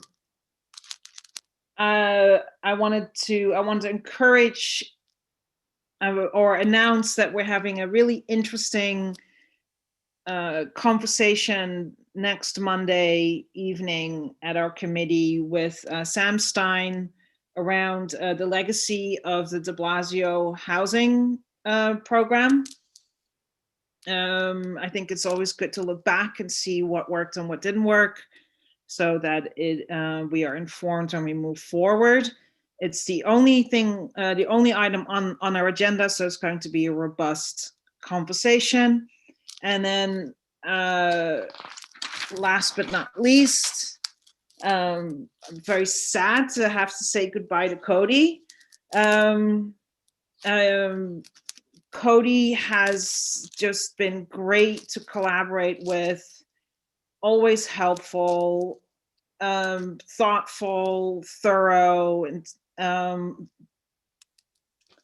heart, and it's just and always had my back. And Cody will be missed. And that's it. All right, thank you, Corinne. Are there any questions for Corinne on housing and homelessness? All right, seeing none, thank you so much, Corinne. Let's move on to business affairs and licensing. Claire. Hello, everyone. We have 2 resos up this evening from Somersault and Club Usagi. The business owners were really great. One interesting point is that Somersault actually said that they were thriving during the pandemic and are opening this new location in hopes of continuing their success as folks return back to Midtown once they do. Are there any questions about either of these resolutions? Excuse me. I see a question from Andrew. Andrew, you have the floor. I'm gonna give a motion if we can bundle, thanks. Yep. All right, motion to Fine by bundle. me. Second. Seconded by Lou. All right. So, I guess you all can vote now, right? yep, so please go back to your digital ballot for these resolutions. This is 9A and 9B. And once you have marked your vote for these resolutions, you can hit submit. And those of you who are not using the digital ballot, we will ask for your vote verbally during the second roll call. All right, so while people do that, do you have a report? Yeah, briefly, we also heard from a legal representative at the Urban Justice Center / Street Vendor Project. Matthew was really informative. We should be getting that presentation up on the website shortly, but I think that it kind of calmed some fears about this new influx of street vendors. And I just want to shout out to the committee who provided insightful questions that helped guide the discussion in advance. But check that out if you missed it. And finally, you all probably know this already, but indoor dining keeps on moving up. And on the 19th of March, restaurants will be able to open their indoor spaces to 50% capacity. Right now it's at 35%. But that's all from me. Great to see everyone. And I'll just echo briefly. I mean, there's so much that can be said about Cody's legacy here, and I'm really devastated to see him leave, but really excited for his future endeavor. And I do also want to commend the committee on their work for reopening movie theaters, which was passed in a resolution last year. And so, you know, commend them on continuing to push that conversation forth. And I will work with Claire to push for the conversation on theaters as well, like Broadway. So we'll continue that as well. Jim, I see you have a question. Yeah, just 275 Madison Avenue. Is that right? On 9A on the resolution, is that the business address or is that the?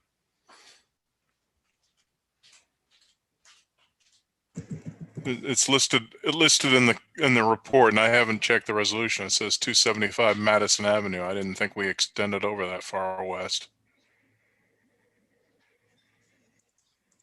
Is that maybe where their principal office is, or? No, I think we do extend, this is SEMA, I think we do extend to Madison Avenue in that little, like, part of the, Little yeah, exactly. hook? Okay, that's fine. Is that all, Jim? Yep, that's it. Yeah, so the furthest west we extend is Madison Avenue from the 34th to, trying to look at this map, to about 39th or so. Yeah.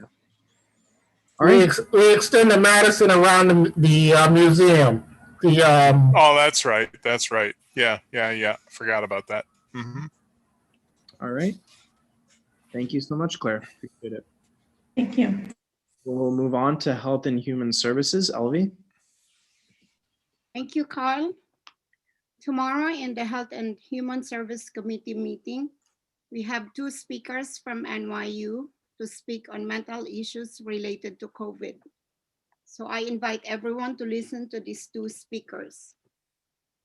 I also would like to announce that the Department of Health chest clinics will now provide COVID vaccination to anybody who had been diagnosed with tuberculosis or had past history of tuberculosis, or anybody aged 60 years old and above. And the four clinics are Fort Greene Clinic in Brooklyn, Morrisania Clinic in the Bronx, Corona Clinic in Queens, Crown Heights in Upper Manhattan. Unfortunately, we don't have any clinic in our district. There's also an upcoming virtual World Tuberculosis Conference sponsored by the New York City Department of Health and Rutgers Global Institute of Tuberculosis on March 19 from 1 p.m. to 4 p.m. So anybody interested to attend, I will send the CB office the link to register. And last, thank you, Cody, for everything. All the best. Thank you. All right, thank you, Elvie. Are there any questions for the Health and Human Services committee? All right, seeing none, we're now done with our committee reports and business. So now, board members, if anyone has old or new business to state, please raise your hand through Zoom. Anne, go ahead, you have the floor. Yeah, I just want to say, like, it's terrible that it's COVID because we really need to have a party to celebrate Cody's, like, you know, next step. And I am hoping that by, say, July, we will be able to safely assemble. And I have a little backspace and I'm offering it now. So anybody who wants to assemble here and celebrate our ability to do that in Cody's, you know, next step, it's here on YouTube. Yep. So to all the panelists and public attendees and viewers on YouTube, party at Anne's house in July. Thank you very much, Anne. I see another hand up. Reshma, go ahead. You have the floor. Yeah, I just wanted to echo everyone's comments on, you know, Cody has been amazing and I wish him the best of luck. I forgot to mention that when I was speaking to the budget committee, so I just wanted to say that.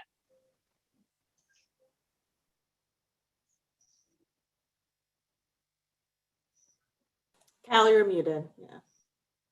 Yeah. So seeing no further, oh, I see another hand. Oh no, that's Reshma again. Cody, do you just have any final words at your last full board meeting? Yeah.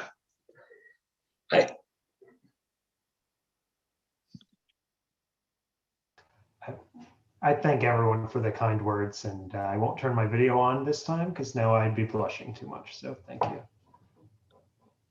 All right. And again, thank you always, Cody, for everything that you did. Thank you, Cody. So now we'll move on to the second roll call. All right, guys. Kyle, can you please submit your ballot? Hopefully everyone has gone ahead and submitted their ballot. I know you're here, Kyle. You just need to submit your ballot.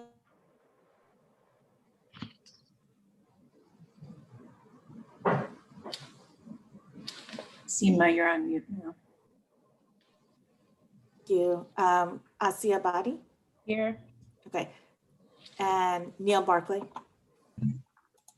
Here. Martin Barrett? Here. LV Barroso? Here. Joan Berenbaum? Here. Nat Bondi? Here. Claire Brennan? Here. Jim Collins? Here. Dan Devine?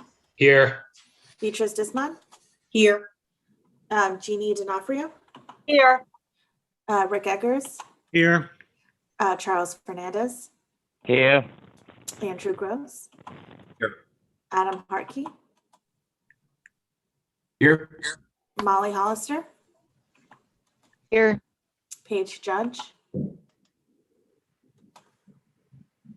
Paige? Here?